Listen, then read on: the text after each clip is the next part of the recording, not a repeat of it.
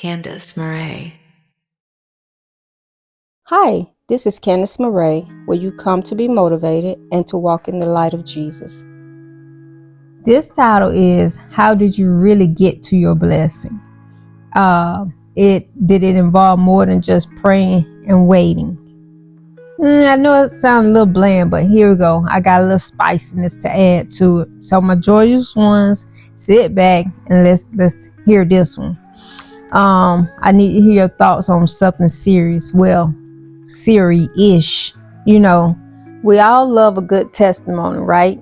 We sit there all wide-eyed, listen to someone talk about the big, shiny blessing God dropped in their lap like it was nothing, right? But here's the thing. Do you want to hear just about the blessing, or are you curious about the behind-the-scenes drama that came with that blessing? I mean, we all love happy ending, but how many of you want to hear about the plot twist that led to it? Like, do you really need to know how they were living on a prayer literally and eating ramen for 3 weeks while God was moving behind the scenes? Or do you just want the I was blessed hallelujah version? Let's be real. We love the triumph, but we need the trials. Not all the gritty details, but enough to know, hey, I'm not the only one who's ever had to wrestle with a giant before I could walk into my blessing. So since we're talking about, wrestling with a giant before walking to a blessing, I got a funny testimony, or a twist of a story I like to tell that I think it's worth adding while you heading towards your blessing. So there I was just minding my business, living life. Suddenly out of nowhere, bam, a giant shows up. Now this wasn't the kind of giant you find a fairy tale with a cool club and a catchy song. No. This was the kind of giant that shows up uninvited, wearing I'm about to mess up your whole day vibes. It's like a 12-foot tall pile of everything: stress, doubt, fear, and just enough confusion to make you question if you really heard God correctly. I'm trying to get to my blessing, right? The one where everything falls into place, like I'm walking down the red carpet to a shiny new future. But here comes the giant with a sign that says, not today, buddy. And I'm like, excuse me? I was just trying to get to my blessing and you in my way. So I do what any sane person would do. I start bargaining, all right? Okay, giant, how about I give you $10 if you just step aside? No? All right, how about I pray and you'll suddenly have a change of heart?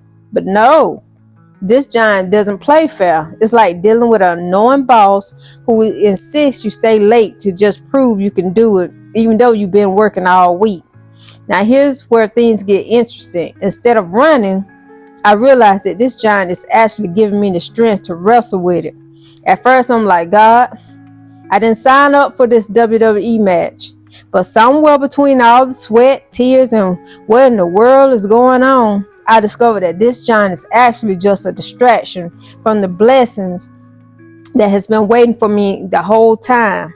So after a bit of confusion, a couple of I'm done with this moments, and a whole lot of God, why are you letting me go through this? I finally wrestled that giant down, and I realized I didn't just defeat the giant, I grew stronger from it. I learned how to trust more, how to stand firm, and most importantly, how to laugh at myself when I realized the giant was just a temporary obstacle that was never going to keep me from my blessing. And let me tell you, when I finally reached my blessing, I didn't just walk into it like I was on a stroll in the park. No, I strutted in like I just had beaten the biggest, baddest 12-foot tall giant in the land. And I was ready for whatever else life throws my way. Because if I can wrestle a giant, I can handle anything. So what I'm asking you today is, when you hear a testimony, do you want the full Netflix documentary with the highs and the lows and the plot twist? Or are you just happy with the happy ending? Let me know, because hey, we need people that's walking for God to start sharing real journeys and testimonies. And trust me, it's not all sunshine and rainbows. Sometimes a whole storm with a little lightning thrown in it, and we want to know about it.